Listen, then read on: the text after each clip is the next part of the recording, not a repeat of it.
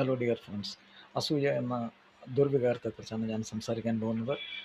അസൂയ എന്ന ഒരു പ്രോബ്ലം മനുഷ്യരെ വളരെയധികം ഉം, ബുദ്ധിമുട്ടിലാക്കുന്ന ഒരു മാനസികമായി മറ്റൊരവസ്ഥയിലേക്ക് നയിക്കുന്ന ഒരു ഒരു തികച്ചും രോഗാവസ്ഥയിലേക്ക് തന്നെ കൊണ്ടുപോകുന്ന ഒരു സ്വഭാവമാണ് അസൂയ.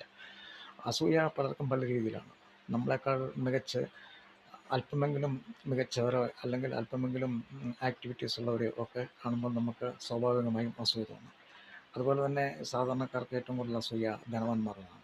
അപ്പോൾ ധനവാന്മാരെക്കുറിച്ച് പറഞ്ഞാൽ അവർ ധനം സമ്പാദിക്കുന്നതിൽ വളരെയധികം ആകൃഷ്ടരാണ് എങ്കിൽ അങ്ങനെ ഇരിക്കവേ ധനം ചെലവാക്കുന്നതിലും അവർ വളരെയധികം വൈമുഖ്യമുള്ളവരാണ്.